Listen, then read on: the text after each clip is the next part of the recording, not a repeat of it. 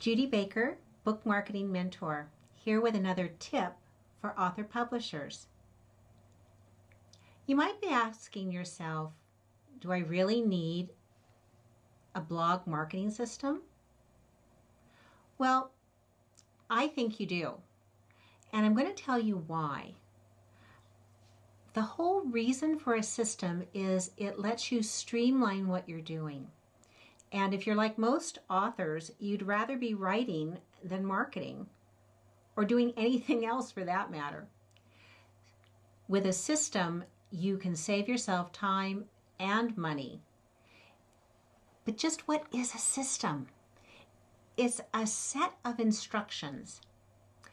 It is a step-by-step guide, and if you follow it, not only will you know what to do and when to do it, you can train somebody else to do the things that you don't have to do. And then you can spend time on the things that only you can do. I have a quote from John Jantsch, the creator of Duct Tape Marketing, and that's duct, D-U-C-T, not duck like a whack whack. For some, the concept of a system for marketing seems so still and uncreative, but for me, a system is how you save yourself time, energy, and money. I completely agree with John. If you take a systems approach to your book marketing, I think you're going to be surprised at the benefit you're going to have. As I mentioned yesterday, we all suffer from decision fatigue at some point in the day. With a plan, with a system, it takes having to think about every decision out of the picture. And even when I'm tired, I can follow my step-by-step plan. So I'm going to give you a mini tutorial on how I have set up my blogging system. Just so that you know right from the start, I'm not perfect. So this is my perfect wish list. And if I follow it every time, that's great, but I can tell you that I don't.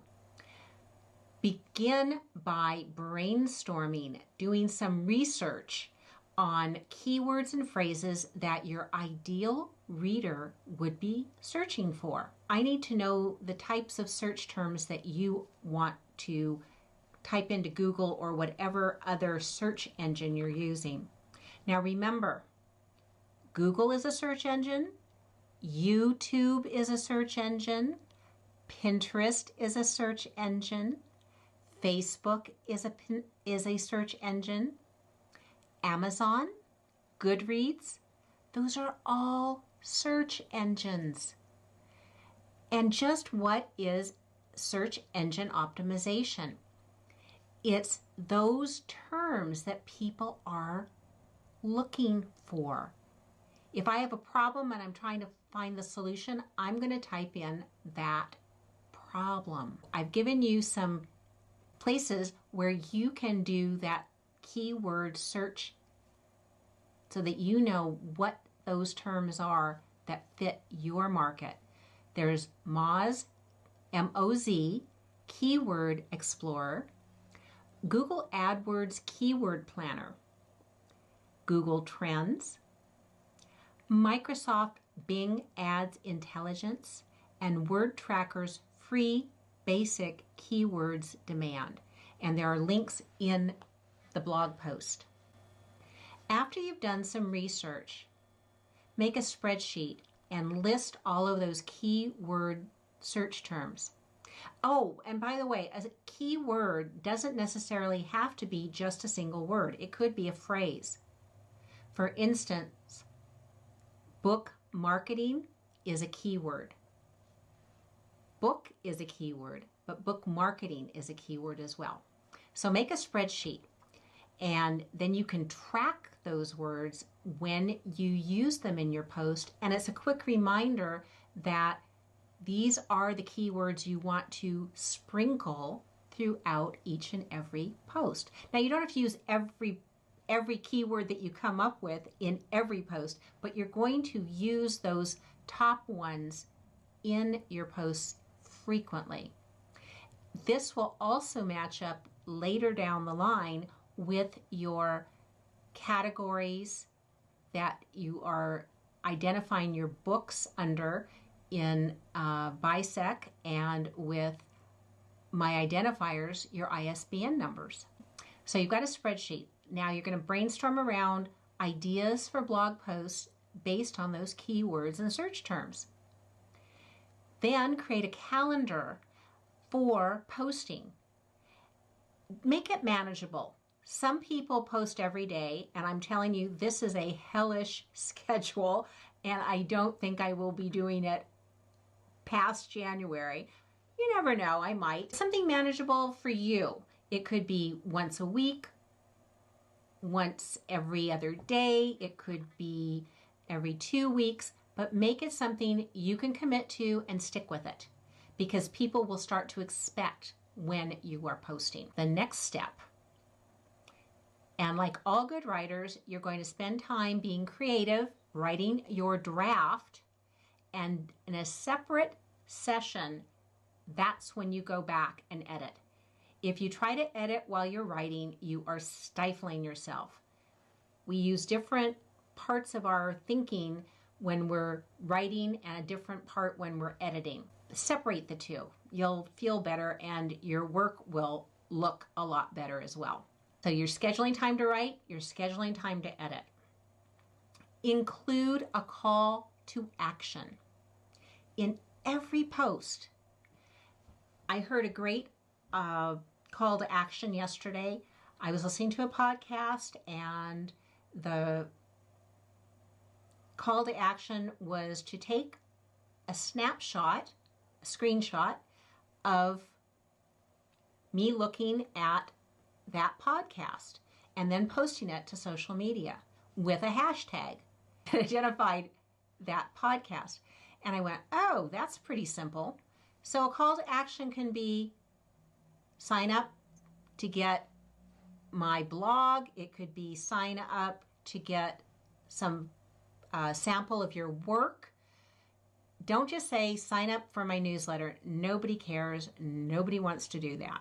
So pick something that people will give you their email in exchange for. So a call to action, something you want people to do. It might be that you want them to follow you on Facebook or tweet something about you. Pick one each time, only one call to action per post. I also want you to look for appropriate images to go in your post. People like to see images. Images are important for getting eyeballs and for reposting and shareability. There are lots of great free sites for images on the web. Be sure you have permission to use what you're using. A lot of the free sites say, yeah, use it. You don't have to give me an attribution link, but there are other ones that do need to either be paid or you need to recognize where that graphic came from. After you have found images, I want you to test all the links and be sure that you include external links in your posts. If it's all about you all the time, boring. If there are people or resources that you like and want to share, include links to those places and to those resources. People will appreciate you. And it's more conversational. If you're like me, I've got so much to share, and it's all about things that I've curated as well as things that I've written myself. So share those external links. Check your spelling and grammar one more time. I have a couple of apps and plugins that help me with both my grammar and readability. I use a plugin for my WordPress blog that is called Yoast, Y-O-A-S-T. And Yoast not only helps me with search engine optimization, it also alerts me if I've done other kinds of missteps with my writing. I also use Grammarly. That's Grammarly. Grammarly is an app. Now I have the premium version, but there is a free version.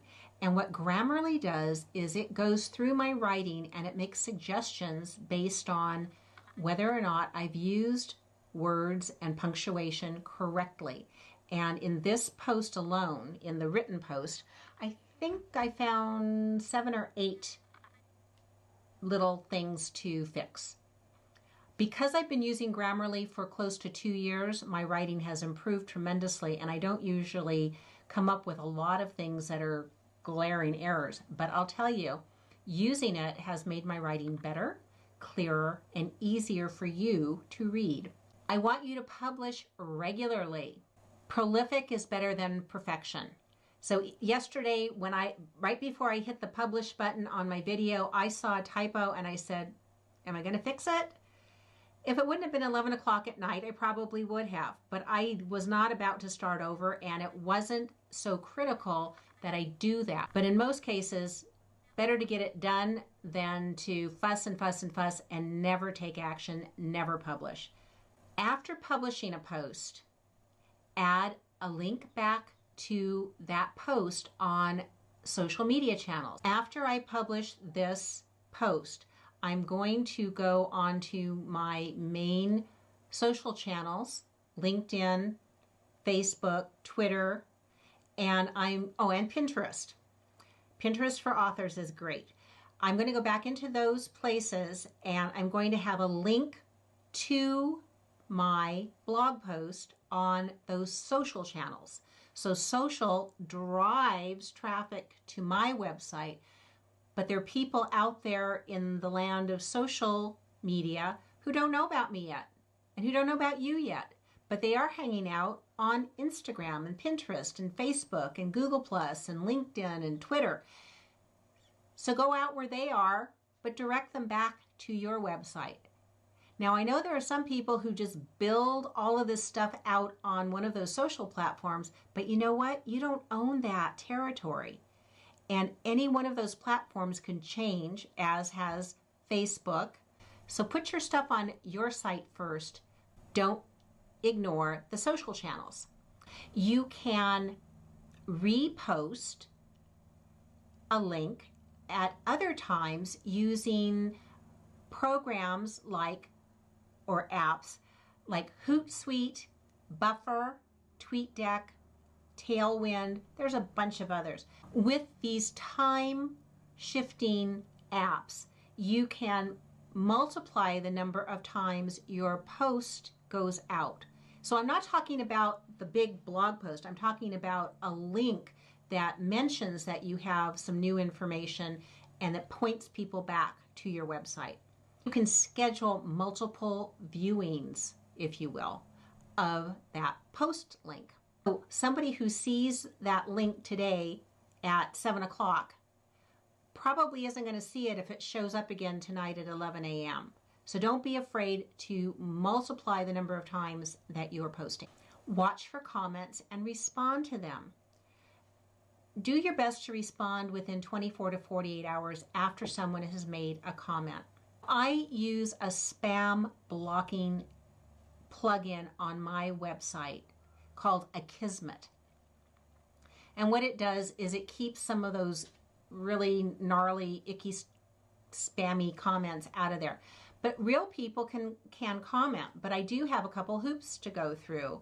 And I use an app called CAPTCHA that makes people either complete a mathematical equation or they have to type in characters and match what's on the screen. That eliminates all of those bots out there that are just trying to, capture your website. You do want comments, and there are plugins that allow people to make comments on your site. But qualify who is making them, and I would recommend that you initially, at least, approve comments manually, not automatically. With all of those steps, the last thing is rinse and repeat. Now you've got a map you've got a checklist. You can do these things in that order and get it done. For me, I like using video. So I have another piece in this equation in that I will often create my video, upload it to YouTube and or to Facebook or to both. And I write the blog post first, so I know what I'm going to talk about before I start recording. Then I record the video, upload it to YouTube or Facebook, and after I have done that, I embed the video file into my blog post. I have also included a list of where I repost, and so you can click on the links to LinkedIn, Pinterest, Facebook, Twitter, and I included my YouTube link too, just so you can see some of my other videos. And as I said, I'm not perfect. I don't do everything every single time. I'm probably the most negligent about taking my content and repurposing it on LinkedIn, but I can still do that. But why should you blog at all? Part of it is to establish your authority, whether you're doing fiction or nonfiction. It lets people get a chance to see you and hear your voice and sample your writing. But let's get back to why a marketing system is so important. Here's my 6 top reasons.